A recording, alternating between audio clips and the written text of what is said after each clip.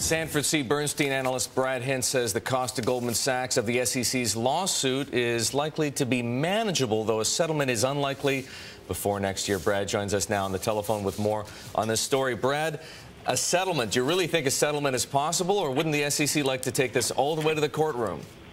Well, this settlement will come just prior to getting to the courtroom, wouldn't it? I mean, the logical thing on this would be to fight back and forth. There would be a lot of press commentary on it, as we're already seeing. But the pain to Goldman is not going to be the settlement with the SEC. A settlement with the SEC would be, say, $50 million fine plus disgorgement of the underwriting, or rather, not the advisory fee that they got, the $20 million for placing the security. That's nothing. The real issue would be the secondary effects of related civil claims that would come against it. We ran the numbers, and in a worst-case environment, it's about $1.20 a share, $700 million if they lose everything. That's the reason why we're leaving an outperform on a Goldman Sachs. Brad, I want to ask you as well, in addition to this dollars and cents, and I mean, you're pretty precise with what you expect to happen with Goldman.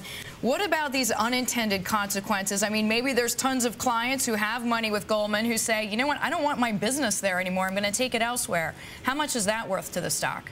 Well, that's a different one. That's the issue that says for a period of time, some discretionary business does not go to Goldman, and that is altogether possible. It's tough to quantify, and so I don't want to say that I can quantify it, but if you're a corporate treasurer, at this point, would you choose Goldman to do an investment grade debt underwriting? Probably not. It can be done anywhere. On the other hand, if you were doing an M&A deal, there are few players as sophisticated as a Goldman Sachs. You're still going to want to use Goldman to provide M&A advisory business, and let's recognize in prime brokerage, Goldman's as good as it gets, and so do you expect? I don't expect hedge funds to pull relationships from that, even if they're worried about being played.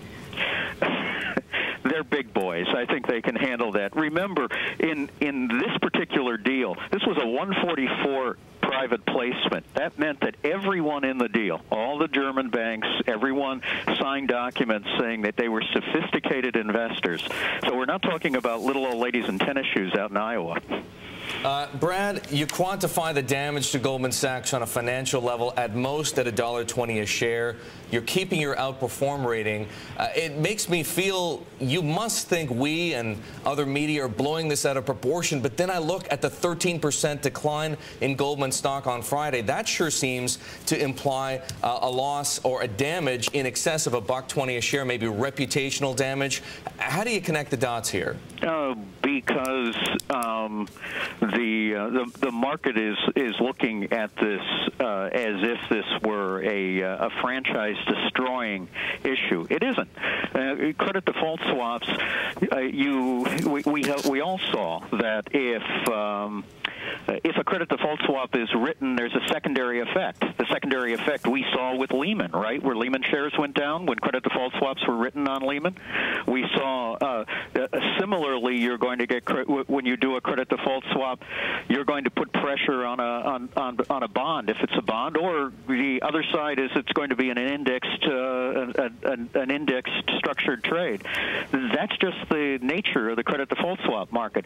I think the issue on this is asking yourself the question: does Goldman have an obligation to tell the other side that someone wants to short a market? I suspect that when investors ask themselves the question, they'll say no. Goldman doesn't have an obligation to tell you that Fidelity's selling if you're buying.